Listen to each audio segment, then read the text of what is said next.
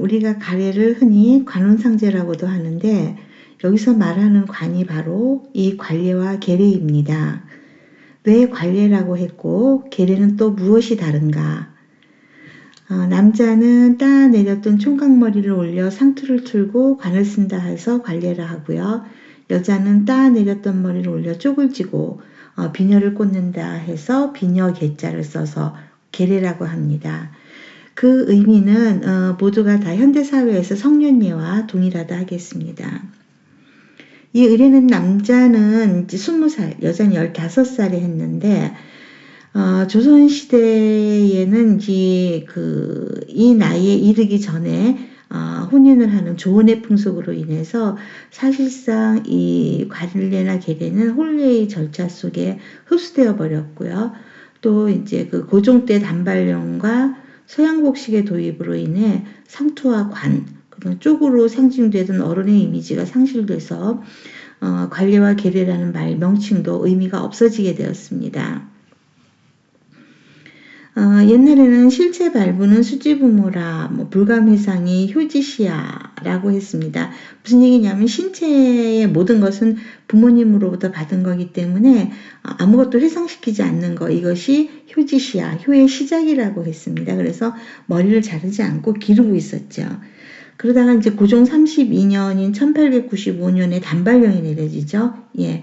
그러면서 아주 우리 그 유생들의 거센 그 저항에 부딪히게 됩니다. 그래서 면함 최익현 선생님 같은 경우는 목은 빌지언정 상투는 안 된다 할 만큼 강력한 이제 저항에 부딪혔지만 결국 지금과 같은 두발 형태로 되면서 관례나 계례라는 이름이 의미가 없어지면서 의례도 이제 없어졌던 거죠. 그러다가 1973년 국가가 기념일을 정하는데 그때 성년의 날이라는 게 정해집니다.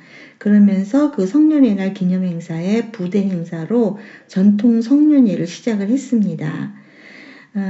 그래서 아직까지도 우리 그 성년예는 그 정부 중심의 단체 행사를 벗어나지 못하고 있는 현실입니다.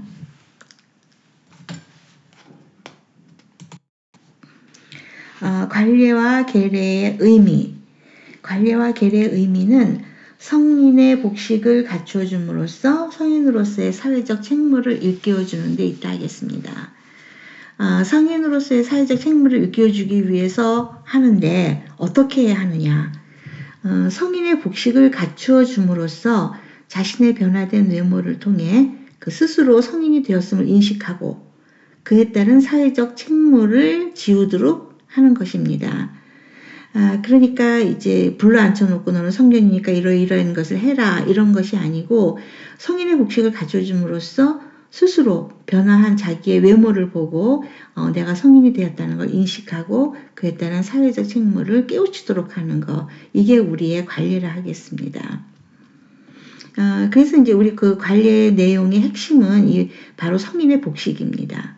의와 관을 갖춘 그 의관정제라고 하죠. 예, 이 성인의 예는 바로 의관정제로부터 시작된다고 볼 수 있겠습니다. 관례와 계례의 절차. 관례는 남자, 계례는 여자의 의례인데 절차에 있어서 남자는 모자를 3번 바꿔 쓰고 그에 따라 옷을 3번 갈아입습니다. 그러나 여자는 한 번만 합니다. 그리고 관례의 큰손님은 남자이고 계례의 큰손님은 여자입니다. 그 외의 절차와 의미는 관례와 다 같습니다. 관례나 계례나 다 똑같다 하겠습니다. 첫 번째, 사당의 고함. 사당은 조상의 신주를 모신 곳이죠. 예, 한국인은 죽어서도 다시 산다라는 말이 있는데 장례를 치르고 나면 신주를 만들어 그 신주를 돌아가신 분과 똑같이 이유하죠. 아침에 일어나면 사당에 가서 인사하고 집안에 일이 있을 때마다 고하고 또 민속명절에는 새로운 음식이 있으면 이것을 돌아가셨지만 또 올려드리고 이렇게 해서 남은 가족들과 모든 일을 이제 애경사를 같이 합니다.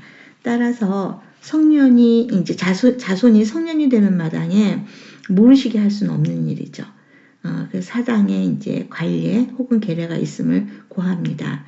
그리고 의식을 이끌어 주실 큰 손님을 초청합니다. 이 큰손님은 우리 그 결혼식, 현대식 결혼식에서 주례와 같은 역할, 이렇게 생각하시면 될 것 같습니다. 그래서 어머니나 아버지, 지인분 중에서 이제 그 존경받을 만한 인품을 갖추신 분, 이분으로 이제 초청을 해서 관례나 계례를 치르게 됩니다. 여기는 사전 준비가 없고요. 이제 여기서부터는 이제 당일날 해야 될 일입니다. 3번에 걸쳐서 큰손님이 이제 오시면 3번에 걸쳐서 옷을 갈아입고 그 다음에 이제 여자의 경우는 한 번만 합니다. 큰손님이 또 술과 축사도 주시고 자도 지어 주십니다. 그리고 나면 한다고 고했으니까 또 했다고도 고해야죠. 잘 맞췄다고. 그래서 이제 성년이 되었다는 것을 사당에 인사드리고, 그 다음에 집안 어른과 마을 어른께도 인사를 드림으로써 이제 성년예가 끝납니다. 그러니까 여기에서 3번의 옷을 갈아입는다 그랬죠. 예, 옷을 갈아입고 나면 이제 성년이 된 겁니다. 그리고 요새 술을 주시니까 성인이 됐으니까 너는 이제 술을 마셔도 된다라는 허용의 의미가 아닐까 생각을 하는데, 그렇지는 않은 것 같습니다. 그러니까 술과 함께 축사를 내려주시는데 축사의 내용이 뭐냐 하면, 좋은 술과 음식이 맑고 향기로우니 하늘이 내려주는 경사를 이어받아 무궁한 복을 누리도록 하라, 이렇게 되어 있습니다. 앞으로 성년이 되었으니 술을 먹어도 된다, 이런 말은 없고요. 무궁한 복을 누리라고 내려주는 축하의 술이라는 것을 우리가 알 수 있겠습니다. 그리고 자를 지어주십니다. 이제부터는 제 부모가 지어주신 이름을 부르지 않고 자를 부릅니다. 자는 호와 달라요. 예, 호는 여러 개가 있을 수 있지만 자는 이 성년예 때, 관례 때 내려주는 하나밖에 없는 겁니다. 그래서 우리가 흔히 알고 있는 퇴계, 다산, 율곡 이런 것들은 호예요. 그런 이분들의 자는 뭐 경호, 미용, 수컨 이런 자가 또 따로 있습니다. 사당에 관례를 한다고 고했으니까 이제 고했죠. 그리고 집안 어른들께 다 인사드렸고, 이제 이렇게 해서 이제 관례와 계례가 모두 이제 끝이 났습니다. 그럼 이 관례의 복식을 잠깐 보도록 하겠습니다. 이렇게 상투를 틀었죠. 상투를 틀고 상투가 보이지 않게끔 모자를 쓰는데 처음에 복권을 쓰고, 두 번째 갓을 쓰고, 세 번째에 사모를 씁니다. 그러니까 이 복권을 쓰고서는 이제 입는 옷이 심이고요. 이 갓을 쓰고서 입는 옷이 도포, 그 다음에 사모를 쓰고 입는 옷이 달령. 예, 이렇게 되어 있습니다. 그러니까 이 의와 간이 갖추어진 거는 성인의 예의 시작입니다. 그래서 보면은 이 모자를 쓰고 이 옷을 입을 수는 없어요. 그렇다고 이 모자를 쓰고 이 옷을 입을 수 있는 것도 아니고요. 그렇다고 그러면 이 옷을 입고 외출을 하는 것도 아니죠. 예, 이 옷을 입고 예를 갖추는 것도 아니고요. 그러니까 때와 장소에 맞도록 이 옷은 평상시, 이 옷은 외출할 때, 이 옷은 예복, 이렇게 보시면 되겠습니다. 우리가 요즘에 현대 예절을 하면서 TPO라는 얘기를 하거든요. 예, 뭐 TPO, time, place, occasion. 그래서 때와 장소에 맞는 옷차림을 굉장히 중요시 여기는데, 사실 때와 장소에 맞는 옷차림은 우리 관례에서 그 기원을 찾을 수 있을 것 같습니다.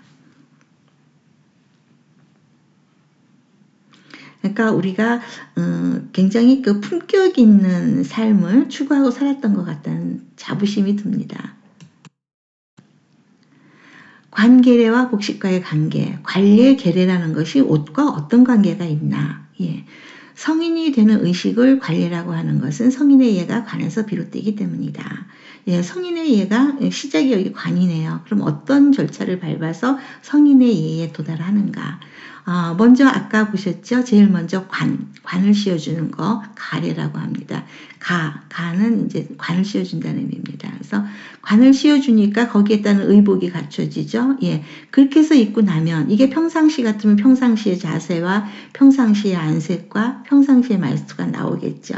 그런가 하면은 외출복을 입었다 그러면은 또 외출에 맞는 그런 이제 그 자세라든가 얼굴이라든가 그 다음에 이런 말투 이런 게 나올 겁니다.